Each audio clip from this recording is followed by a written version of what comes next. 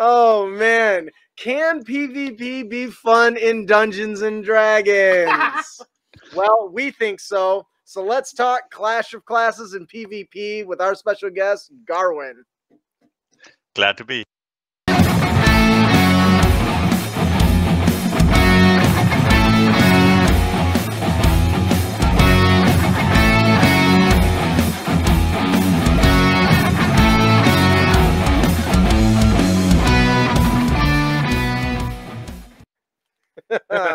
Did that look That's awesome or what? Yeah.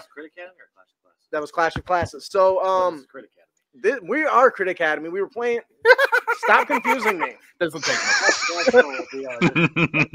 much. Yes, please come join us. It's been going great. Hello and welcome, heroes, to the Crit Academy. I'm your host, Justin. That's your spot. Yes, I'm your guest, Garvin. I'm your co-host, Ian. I'm your co-host, Brandon. So, Having lag. we hope to inspire all of you with creative content that you can bring with you on your next adventure. You literally can go to our blog right now and pick up the tips we're going to be talking about and use them even if you're going to run a game in the next half hour. Whether it's the monster, whether it's the NPC, whatever it is, we got it all. Check it out. You mean 1 hour? Because that's when we'll be done. Oh, yeah. 1 hour after our show is done. Yes, don't go until that. Topic, because you only just want the tip. Oh, my God, dude. Sorry. No, you're Are not. you? All right, so My man. So part of starting this, we've got a lot of questions in regards to how do you handle PvP in D&D. Now, at the time, yes, not many of us had actually delved into it. Ian ran us a few. I don't know what other ones he's played. And because this was a questions that we had seen a lot, we decided that we wanted to test the theory, can PvP being fun. We wanted to find out. So, of course, we created Clash of Classes.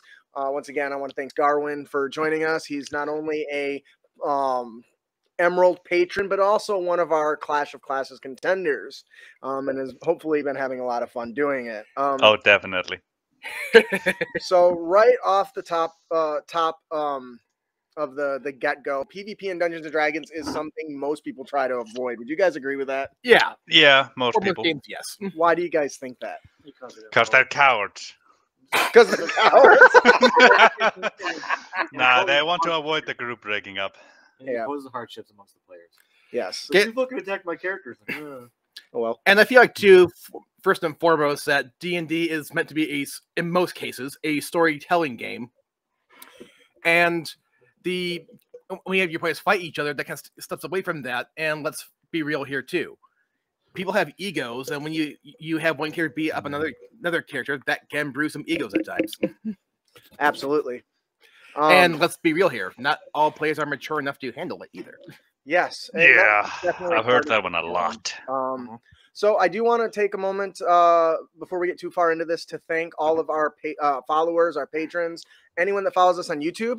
Our YouTube has officially become monetized, which means we'll get a couple extra cents every month. But more importantly, it unlocked chat and super chat and stickers, which should allow you to not only support us, but also pin comments to make sure that we see them. Any of the revenue that comes in from super chats or stickers is going to go to getting us new microphones and, most importantly, a new camera, because that thing is old as dirt. So keep that in mind, and thank you once again for helping us get this far. All right, so that's the one I won. Yeah. Right. Fuck Justin's character. Yeah, when you stabbed me. Oh, hey, you're finally not frozen anymore. Let's get back into the discussion topic of PvP, right? Besides Brandon stabbing my ass on the back, I hated that. So we all know that the 5th edition system is not really designed for this. And yeah, and I'll admit, I was like, early on, I was like, my reaction was 5th edition's good for whatever you want it to be, as long as you play for it. But then, especially after we started doing Clash of Clans, you're like, I'm like, crap, this is not built for this. And that's some of the stuff that we're gonna want to talk about for sure, right? So one of the core things about the the system. It comes with its own flaws when you're trying to run PvP. Yep. Of course, that didn't stop us from pitting classes against each other, because who doesn't want to know who the strongest class is, right? Right. Oh yeah. That's right, everyone. And so this is something that we wanted to do, and we've learned quite a bit in our experience of running the 5 different matches, and the 6th one that, as Brandon mentioned, is coming up on Thursday, March 10th at 8 p.m. Eastern. Please come join us for that. We got returning champions hitting head to head against this, the monk and the druid. It'll be a lot of fun. Racket system. Yes. So come and join us for that. So did we just prove that the strongest class is not the wizard? Didn't the wizard get jacked up last time we played? To be fair, he built for a one-on-one game and ended up not being a one-on-one game. well, that's good. Yeah, that's right. that, Wasn't the druid who had, like, the druid who well, if there's one thing we have proven, Yeah. it's that it doesn't matter how strong or weak the class is. It's the dice that decide everything. Absolutely. And Garland would definitely know that from his games. Yeah. Oh yeah. Like, the game can turn around quickly. Yeah. In one, I almost win because of the dice, and then lose because of a crit. In the other, almost win because of the dice, and then lose because of a crit. And it really can go both ways. Or more accurately, because of a failed grapple check. Yeah. Grapple, crit, same thing. It all ties together, right? It ties you up, actually. Yes. So Get my guts all over the floor. let's dig into a little bit of the challenges and stuff that we ran into specifically.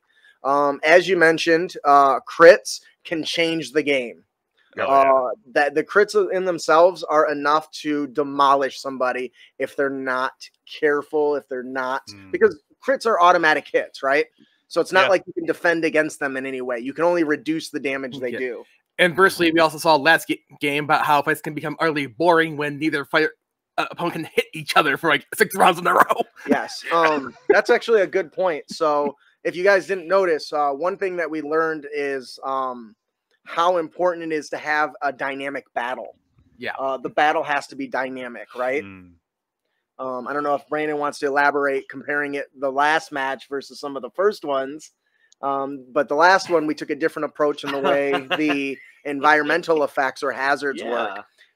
Drawing it basically was an energy orb that drew the players in, except for the fact that both players could be rolling uber awesome on their saves. Yes, and they were both strength builds, so it really didn't actually affect them that much. I mean, I will say in my defense, I did make the DC really high for the strength save, but they could be rolling like high teens and low 20s for their saves.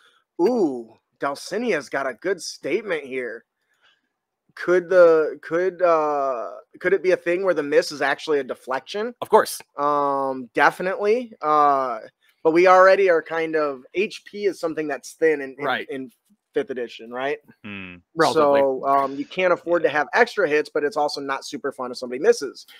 But even then with the whole deflection thing, oh, this guy deflects. Now this guy deflects. This guy deflects. Now this guy deflects. This guy blocks. That guy just whiffed. Right. That's not really fun either. So one of the things that we've done that I think, and I'd like to hear Brandon's thoughts on this, is we've done blind preparation. Yep. Which basically means the players build their characters with the same access to the same powers and same features and same items, but they don't know what the map is, they don't know what the hazards are going to be, and they don't know who their opponent is going to be. What do you think about that? I think that is brilliant because of then you're out in the wild and you get randomly attacked. You don't know what you're going to get attacked by. Crikey! Yeah. Oh shit. Well, like Aaron was saying, it's like, what was it? Wizard equals strongest class. Well, that doesn't matter if you get tag teamed by 8 different animals because you're fighting against a druid. He didn't prepare for a druid, right? And in Garwin, you got to, as a player, you got to experience that. So why don't you tell us a little bit about how you felt trying to prepare, not knowing what you were fighting or where it was going to take place? It was definitely interesting. Depending on where the fuck you were gonna be, there were so many different options. Like if I was gonna be on an island, I might have wanted to be a swimming race. But if it wasn't gonna be an island, I might have wanted to be more options. Like if I was gonna be a wizard, how many spells could you have taken to prepare for so many situations that might have gone useless? And that's a good point. And there's something that keeps coming across that I'm sure you're familiar with about people asking us to change stuff. Yeah. What do you think about that? Well, we always make it we try to be as firm as possible, and granted, there has been 1 or 2 exceptions for one reason or another, but Usually our mistake. yeah, where we're saying, okay, before we reveal what your opponent is, where you're fighting, you submit your character, and once your character is submitted, we try to double check, are you sure this is what you want? And once you say yes, it's submitted, you're locked in. You got what you got. And I, part of the to reason be honest, for I it- quite like that one. Yeah, and part of the reason that Brandon already touched on is that it's easy to build a character that's specifically designed to shut down another class. Yeah. Oh, And yeah, so- easy. And because of that, Yeah, now that we got the brackets, people can be like, "Oh, I want to change my spells because I know I'm going against this guy next." and this is exactly what has happened recently. We Yeah. have people asking us, "Can I change?" A druid during a long rest can change the prepared spells. This isn't a normal situation. We don't want you changing your access. Why are you so quiet? Check 1, Alicia. Is your mic facing towards you? Yeah, it's got the newer. I'm in your ear, buzz. She sounds good. She sounds good. Okay, as long as he talks into it. So good in my ears. And I think no matter how you try to build some things, sometimes you're just simply going to be matched up against the opponent you're not well suited against. Like, Yeah. as much as I hate saying it, no matter how much you try to mimic your barbarian, if you go up against a wizard with a fly spell who has nothing but range attacks, you're gonna have a bone. And it's funny you Like- say that. So I want to touch on that. That's something that I constantly heard over and over and over is that a Aarakocra, a winged tiefling, or a flying wizard will win every time. But I No. think it depends on a lot of different things. For instance, we play in a game where we set the map, right? So we've been actively trying to make sure there's places to hide, places to take cover. A wizard in the middle of the air isn't really gonna do it any good if it can't target and or see you if you're hiding somewhere. Not to And- mention, he's an open target from anywhere on the map. Pop out, shoot, pop back in. And I will concede on some level to a point when I think all this when we do pick the maps, or at least when I try to make some of my choices, I try to a degree tailor the maps to a point where no one player or class will have an advantage over for each other. Now, and the two reasons for that is, well, so the players have fun, Absolutely. but more importantly, because let's be real here, we're a podcast, so the audience has fun. Yep, it needs to go both ways. And so that lays into the details of the maps, right? So we've had some pretty fun and engaging maps from the island. When you first showed me the island, I was like, is that really going to be exciting? But it's got trees, it's got debris, it's got all these things to hide, and it's got octopi in the surrounding area. So as soon as Darwin's character got too close to the water, those tentacles lashed out and bound him. Now, Yeah. Now, I'm not going to spoil anything yet. You better not. Right. And we still haven't locked on a few features, but the current map that we have coming up on Thursday, that when I initially pitched it, you were like, that sounds kind of lame, though. I'm like, but what if we do this? Yep. Go on. Was that your response? Yeah, because so that's part of our deal is coming up with interesting, battles and stuff. So Aaron says a ranger wins hands down, actually, now thinking about it, when the mage is out in the open. But then again, magic missile built for wizards. Magic missile, does that still require line of sight? Yes. So as long I as they're believe hiding, so. but I do think that if they thought to ready their action, Yeah. when the ranger It pops peeks out, out. boom, and they all release. Now, it is worth mentioning, though, raw at least, if you do prepare a spell, but the trigger doesn't occur, you still lose it. I usually ignore that rule in my home games for a reason, but hey. Yep, I agree. But we're trying to be as close to raw as we can, right? So, Right. expanding on the blind prep a little bit before we move on to the battle arenas, the players have to build utilitarian type characters. Yeah, So- and I think the best representation of that would be the fighter and the barbarian fight. Yeah. How often they Yeah. get that. Oh yeah, I have never seen net used more in my life in a single game than I did that session. Oh, shit. Oh, yeah. I fell in love with the net as soon as I read through it. I was just, yes. That and the island with the caltraps and ball bearings. Yep. The rogue Yeah. was like, okay, I'm just gonna make sure that he can't get near me. And Yeah. and all those little things that we don't really think of start to become big. Like I would have never thought a net would have been useful in front of a barbarian until the barbarian just rolls really poorly and can't get out of the damn net. Like Yeah. that just blows my mind. And regardless of whether it gets out or not, he still uses an action. Yep, and And it delays. And as we saw, that may burn through a rage and end it. Yeah. Yeah. Because they have to take That damage was or my main plan with the net. Or attack. The net wasn't there Or to be hold attack them. or It was attack. there to get through the rage. Yeah. Yep. And it worked magnificently. So, But then came a crit. so Yeah. and that's once again that's part of the risk, but I think that's what makes it so exciting is you know that the match can turn any way at any moment. It is beautiful. Like A I good will admit, example I is- did corner myself between a between a monster and a barbarian, so that was kind of on me. Ooh, we got a good question here. So, Dulcinea says, this is cool and all, but how would you handle spontaneous PvP? I had a player whose character literally pulled a knife and stabbed another because of an in-game disagreement. And she admits she also did not handle it well. That, you know what? I would like to hear a little bit more about why you think you didn't handle it well, but we'll give you our thoughts. Crit happens. Yeah. Well, my knee-jerk reaction is when that happens, it may not be a bad idea to say, "Hey guys, let's take five," but then consult each player individually during the 5 minutes what their thoughts are or how it thinks they should be handled, and try to find the balance between the two of them. That's a damn good answer. Something I've heard of and started using relatively recently is when it comes to PvP spontaneous things between players, because it's a narrative game, ignore the mechanics and go narrative with it. And Ooh, I like that. actually, I've seen some arguments online too, even on not PvP instances. Like, for example, like, okay, let's say on paper, you've seen countless times in fantasy movies, shows, whatever, where rogue comes by, knifes a guard, even though on paper they shouldn't die in one hit. But then the DM is like, but here's the thing though, you're not in combat, and narratively does what you want to do. So Make it happen. right. Now, granted, that's out of combat situation. We're talking about PvP here. Right. Like in a year, No, I am thinking very hard in my head how I would deal with that situation.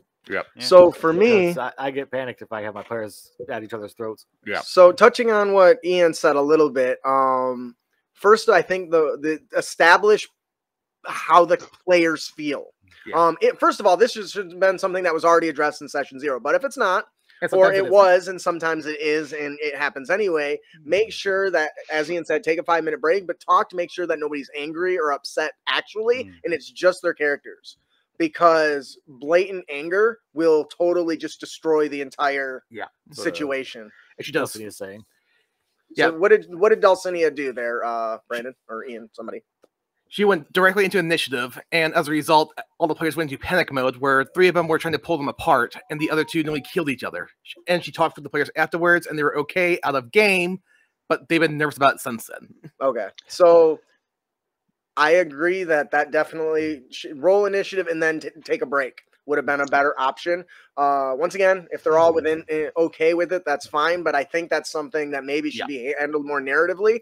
Or maybe you set up a dueling, the classic slap them across the face, challenge accepted type of moment, where it's a little kerfuffle that's more controlled, I guess. Yep. This makes me think it's another one of those cliche, oh, this is what my character would do kind of moments. Yeah. You can only do that so much before the players don't get to the table anymore. Yeah. That's also true. And I do believe is what my character would do is valid, but to a point. Yeah. You mind if I speak a little bit as someone who's been on all 3 sides of this PvP thing? I Of will course. allow it. Yes, I do. 3. Like I've initiated it. It's been initiated against me, and I've been the DM. It's Fair enough. but yeah, like what I like to do mostly is go narrative with it, ignore mechanics and whatnot. Because what I've noticed as a player and as a DM is that once you go mechanics and bring classes and stuff like that into it, everyone at the table gets terrified that a character is actually going to die, including the one who initiated it, when his intention was just to spice up a bit of RP. Yeah. And I think that a good way to do that is to automatically assume any PvP blows are non-deadly too. Yeah. So he knocks you out and you wake up the next morning. Hey, listen, I told you don't take my shit. Yeah. It's true. I remember a long time ago. A lot of you already know the story. I was a Goliath barbarian. We were going down some stairs. Rogue stole a potion, and I didn't notice. And honestly, if I would have noticed, I probably would have turned around, grabbed the rogue, and threw them down the stairs. Yeah. Like All right. Guilt the rogue by getting a comment with the DM. We should get my potion because I'm almost dead. Crap! I don't think most are pretty shit. All right, so let's talk about making what makes them boring and exciting as far as the arenas. So Yeah. having a plain sand arena is the worst thing you can do. Yeah. It is not fun. People will just sit and trade blows. There's nowhere to hide. You can't engage those additional features. Actually, I will say it depends, actually, but It I does disagree. depend, Go ahead, yeah. Brent. There are always options. Yeah, But I was it gonna say, does make it actually- harder for the Oh. players to even try and make it dynamic. yeah. Now, there was one time where I did use the open arena during PvP play, but I will admit up front, though, it's because I had 4 players, 4 NPCs in play, and everything was a monster from the monster manual that they were running. And the twist was, and I did not let the players know about this ahead of time, when the first player died, he's like, oh, I guess I'm out. I'm like, yes, your character, yes, your CR1 monster is dead. Which one of these CR3 creatures do you want to play as now? That's beautiful. I love that. what was it? During our last battle, there was a lot of just blows for blows, and they didn't do a whole lot of anything. Yep. So thank God for the map that we made. Oh Yeah. my goodness. Because yes. if it wasn't for that map, Yeah. it would have been really boring. boring. Yeah. So Yeah. that He kept comes blowing into through. People, one of them threw the other one off the ledge, and he teleported above and fell 30 feet, hit the ground. And that surprised everybody. yeah. Like, Well, when I you put come that- on down to it, D&D is just dice with math. It So is, without narrative or without flavor, it's just numbers on a screen. yeah. We don't use the M word here. Math. Sorry. So let's Fine. talk I'll about use some of the meth. things that we did that really did well. First of all, Ian designed this stupid little killer cloud that just chased the nearest Yep. person. Oh my God, that was a good awesome. idea. And Yeah. I remember beforehand, everybody was like, that's dumb. Then if you watch it, that's actually a pretty good idea. It keeps them moving. It forced them to constantly be aware. I mean, it was in Garwin's game, so he could probably touch on this a little bit. But part of that is it's always after somebody. It's always, so it forces the battle to move around the map. Yep. And especially when somebody's hiding in the trees and the other person can't find them. Yep. And they realize this thing is chasing the nearest person. They just got to run away and make it chase you. Yeah. And as soon as I saw it, the first thing I thought was, okay, how do they decide who it goes after and how can I use it against him? And I don't know if you guys figured it out, but I basically had it move 15 feet towards the nearest character. Yep. Yeah. And it was when I noticed it went after him a second time, that's when Mhm. I figured out it went after the nearest guy. I intentionally made sure I was further away from it than he was. Yeah. and that's that. And so that's one example of spicing up battle. Mhm. One of the ones that I really, really liked was the one with the ogres on chains. Yep. Oh, I love that So one. Ian designed the have monsters on chains, and every round the chains got longer, and so they could get closer and closer and closer to the players, which was really great because one of the players finally kind of got on and roped around and scurried around the other character and allowed that person to have their back to one of these things, and when it got close enough, it ended up just demolishing them. Yep. There were so many options with that. It was fun. Yep. And the ogre, for the record, did do the ending blow for the game. Yep. And Oh, yeah. that's a really good example where position matters. You have to be paying attention. Mhm. Take a blow from an opportunity attack or get demolished by this giant thing carrying an axe the size of a car. And it is a balancing act, too, though. Mhm. Try to put Hess on the map because, first and foremost, the fight is meant to be between the two players. Right, So, right. so we're trying to create hazards that can influence the game, make them more dynamic, but not make it to the point where the hazards themselves necessarily override the fight itself. For or instance- takes it away from the players. For instance, most hazards can be avoided. Yeah. Most of them are choosing not to, or they can be exploited. For instance, Oh, the yeah. one you were That's talking the about, most Brandon, fun. pushing and grappling and throwing somebody off the edge Oh yeah. is a hazard that can be avoided. Don't get close. But if somebody decides to choke a bitch and then throw you over the edge, there's not a lot you can do. But that's kind of what we were going for, right? Yeah. And I will admit, I did take Brandon's suggestion of having being tough on the edge not be a death sentence because that's kind of boring too. And Yeah, we changed that at the last minute, and I kind of wish we wouldn't because that would have been hilarious. Like, wait, I actually died? yeah, Because we did that was literally like 2 minutes before the show started. That change happened, didn't it? I think Brandon made a suggestion what a half hour earlier. I'm like, oh, that's a good idea. It's only a few minutes before we started. Yeah, I can't quite remember. But at the very least, it was like, at the very least, you still don't make death instant in that case and make it a cheat, but you still reward the other player and damage the other guy, and you still make a danger there. Yep. So And I think the fact that the players did not know about that too, I think made it more dramatic. We kept saying they go off the edge, they're gonna die, they're gonna die, they're gonna die. So the audience and the players thought that until he actually went off the edge, and it was just 3d6 damage, which is still a lot at level 5. So and if the game had gone long enough, it would have been death. Oh, for sure. Yeah, keep throwing them over the edge there. Yeah, so think of the all the matches we've had so far. I think 3 of the matches were determined by something on the map. Yep. Like the island was won because of an octopus. The one in the center was won because of an octopus. I'm telling you, if Garwin would not have, when you first got grappled by the first octopus, if you would have not kept running around the sand where one could reach you, I'm sure you would have had that match. I would have, yes. Your strategy was really, really superb. And one was won I because had to try and like. And like I had extremely good athletics, so I was kind of banking on the fact that I could escape it, because I couldn't risk the cloud getting closer to me, because then he would know where I am, he could focus in on me, and the cloud was to damage. I had to try and get around it in a way where it would still go after him, but I would still be close enough to the tree line to maybe get in there. Right. And as I said before, I was hoping to put an illusionary image of myself behind the bear trap.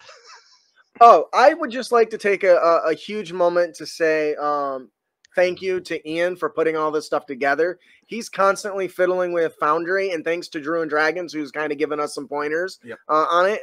He's been doing a lot with that, and a lot of time and effort goes into that, so thank you. I think I spent at least an hour and a half on the map yesterday just working on it. So I'm super excited for this new map. Oh, yeah, the new map is so pretty. Or this morning. It'll help us together after a Yeah, while. you just want to forget. All right, right, so- someone who's played in your maps, I'm starting to love you, man. Yeah. I didn't have a chance to get onto the map to see what you had. Yeah, I clicked it and it was dead already. I was already asleep. Yeah, whatever. Anyway, so before we move on, because we are running out of time, we didn't even get to all the questions. So Questions. there was a lot of questions that have either showed up in Discord or through the chats during the games. All right, let's do some speed answers. But yeah, let's speed through it. Rapid fire? Yeah. Okay, What Let's just go 3 hours. We'll go down them. Speed round. What made you want to start running PvP games? I want to know who the strongest class was. Players like to build characters and like to see how they stand up against other characters. I want to see what the best class was. Me too. I wanted to have fun. That's great. Fun is a really overrated answer. Nice job. Question 2. Are you concerned about balance? Yes. Yes. Okay. Yes, to a point. Yes. Yeah, you're right. No. Yeah. With our ruling of you can't change spells and stuff, I think it's balanced enough. I can see a statement made for that. All right. Why do you change the types of maps you have? Keep things interesting. Variety. And learn what works and what doesn't. No one wants to see the same shit over and over again. Yeah. Have you ever watched a wrestling match? Yeah. Keep players from literally building to the map. Yeah, what's that? Keep players from building their characters to fit with the map specifically. Oh, that's good. One of our players did that because we revealed the map ahead of time, I think. Whoops. And so that's good. Yeah, did you ever get a good analogy? Is the Undertaker at all of his entrances in the WWE? Oh hell yeah! It's the same place, different shit. Oh yeah. All right. Well, all the maps are too. They finally put a cage over it and shit, so that was cool. What was the reason for going for professional wrestling motif instead of traditional RP? Short version, let's be real here. And I know some people will hate you for the first statement. Pro wrestling is ridiculous, but you can't deny how much they can hype up a situation in the moment. Oh yeah. I was screaming and yelling at more than one of those things, like, "Oh, I can't believe what he did," shit like that. What about you, B?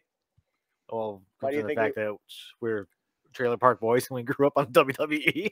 Yeah, and we also grew up watching a Celebrity Deathmatch. So, oh yes, that was a big deal. And I'd say the bigger thing is everyone does the games in RP. Yeah. We wanted to be different. We wanted to stand out. Simple as that. We want it to be a show, and apparently it's a show because a lot of people are watching it. Yeah. All right. Like, I can definitely tell you I love it. What's the next question there, Ian? What VT are we using and why not another? Go ahead and start first, Justin. We're using Foundry. And if you haven't picked up Foundry, you need to, because it's a one-time purchase and that's awesome. Yep. I don't know why I've been using Roll20 this whole time. I like Roll20, But excuse me. Foundry, I thought it was not much different until we got into our first map. And I clicked on one of the characters and realized, like, what are all these black lines? And just said, oh, that's field of view. Like, wait, you mean like they can't see behind this barrel? Like, yeah, that's right. It's like, oh, that's badass. And that's just the tip. Technically, Roll20 can do it too. You just have to get the subscription level. But and because A, I had Foundry in the first place, and B, you can do a lot with Foundry once you get how the program works. And I will be the first to admit I'm still scratching the surface of what it can and cannot do. And you can download modules to customize a lot of things, as you saw with the animations in the last match, for example. Oh, man, I lost it when that barbarian raged and there was crackling lightning around it. I was like, yeah! It's getting more and more pretty every time. Speaking of someone who has a Roll20 subscription at the highest level, getting field of view to function is a pain in the fucking ass. And I think with Foundry, it works very well. You have to put the time into it, mind you, but once you get it in place, it works. And it does, so it can automate so much stuff, and I can't wait till we get to more automation to speed up the rounds. All right. Yeah. Brandon, you want to take the next one? Let's see. How did you decide what level, features, and roles to incorporate? Rules. It says rules. Short version, we're trying to stick with raw in the first place. And believe me, I think all of us like do house rule stuff into the game, but we at least want to be consistent. Yep. And two, I think we stuck with level 5 because that's kind of a sweet spot, if you will, where it's when the classes you can start to do a lot with all the classes, depending on how you build them, but they're not too overpowered either. He put such a nice spin on that. I did a poll, and that was the top answer. And they agreed, basically, right, for those very reasons. Yeah. What are our thoughts on Fantasy Grounds? I never used it. My wife says, why can't we play with 3.5 rolls? we got an email or a message like I would participate if it was 3.5. I'm like, well, we don't have the time to do algebra. Calculus. Like I was about to say, we don't have time to pick up a chalkboard and go through an entire formula to figure out who hit who. And that's just for grappling. Yeah, just for grappling. Don't get us wrong. I like 3.5. I love Pathfinder. I just have moved on. I like 3.5, Pathfinder, 4th, Shadowrun, use the masterminds. I can go on. What is our thoughts on Fantasy Grounds? I don't have any. I haven't used it. I couldn't give any opinion on it. I do think it looks pretty. I've heard good things. Yeah, I think it's really great for integrated adventures. And I think you have to pay a subscription for that one as well, too, though. So there is a new one coming out that looks beautiful. And it is worth mentioning. I haven't actually heard about that one. Sorry. And it is worth mentioning, though, with Foundry, once you pay the $50, you have the program. That's it. You're done. Yep. But it's worth noting that Fantasy Grounds is an absolutely great program because some of our products have been converted to Fantasy Grounds. Yeah. Honestly, I totally had forgotten about that.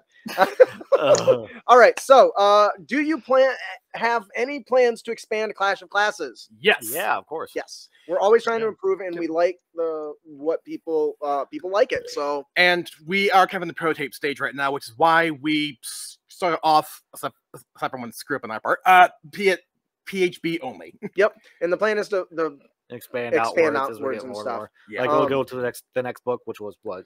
Xanathar's, I think, is the next one we decided. Because I don't want to deal with the mixing and matching of ability points just yet. Yeah. With Tasha's that introduces all that stuff. So. Among other things. Yep. Yeah. Eventually we might start. I can't wait until I get my tabaxi. Ain't nobody gonna be able to catch it. You can be gone. All right. What is something you would like to see in Clash of Classes that you haven't seen yet? Spike Pit. Ooh, no, I'm a big Mortal Kombat fan. It's my favorite level. Pit traps. I feel like it's actually been done. We just nobody tripped. That island had several of them, and you all avoided them running randomly. So the fact that we managed to avoid them tells you they needed more pit traps. Need more. Hey, I'm all for it, man. I wanted to do a pit trap with a black pudding inside. Okay. Put a pit trap in a pit trap. What the fuck? Okay. I just want to be clear. I just want to be clear as a DM. No matter how you meet hazards or where you put them, they might be tripped off. They might be not. No matter what you try to do. Oh yeah. And see, that's the beauty of it. If they are tripped off, you'd be like, damn. And if it's not, nobody ever notices. Yeah. All right. Now, so for me, the thing that I would like to see that I haven't seen yet is thousands of viewers with holding big signs and cheering for their favorite characters. So once it catches on, it's getting there more and more every other week. So pretty cool. So what I would like to see is more like I would like to see a cavalry battle. So that is Oh, that'd be something that beautiful. we've discussed doing more of different varieties of play styles and stuff. So we'll hopefully be delving into that at some point. Anyways, we've been talking the about this tournament system might be fun, but later. Yeah. Now, I'll admit, there is one other aspect I want to put at the end.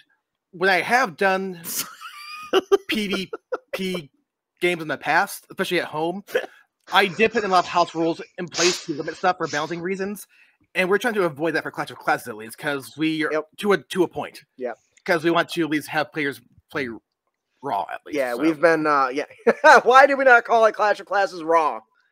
What the We totally missed out for the double meaning there. I gotta shoot myself in the foot for that one. All right.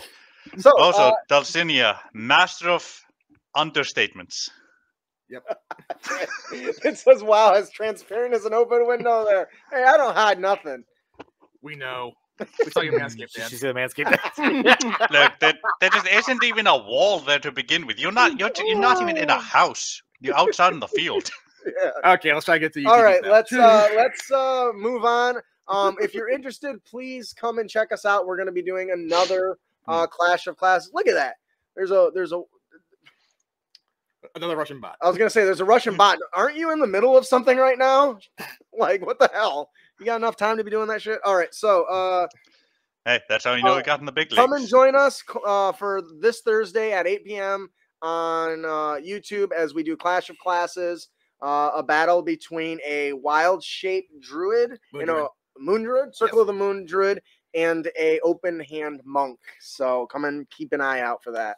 Please join us. All right, roll that beautiful bean footage. I'm probably gonna get sued. Hey, Crit Nation. Man, it feels like just a few weeks ago we posted something about adorable creatures for our game, and man, were our wishes answered. We just found out about an awesome new 5e game full of adorable little creatures. Fate's End Fur Haven just funded on Kickstarter, and we are so excited about it. The world of Aloria is a place of mystery and danger where adorable creatures undertake dangerous quests to protect their families and homes. The main hub of commerce and civilization is a settlement known as Fur Haven, a large community of humble furs from throughout the forest, pastures, and sunny spaces. Fur Haven is an exciting campaign setting for 5th edition, full of colorful characters, magical items and spells, new races, and daring adventures. The adorable Kickstarter comes with boxed game bundle for ease of use for even the smallest youngling in the family. Back it today, rebrand.ly/critfurhaven, and pick up a free adventure of The Lost Library.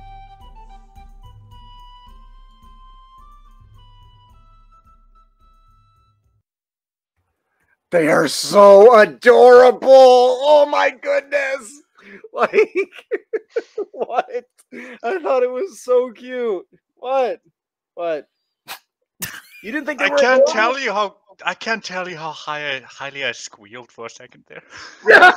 See, I'm not the only one. It's just so for those of you guys who don't know, I teach this stuff. I run D&D for kids at church, and I had to do a lot of twinking and stuff. This is going to do all the work for me, and it's so cute.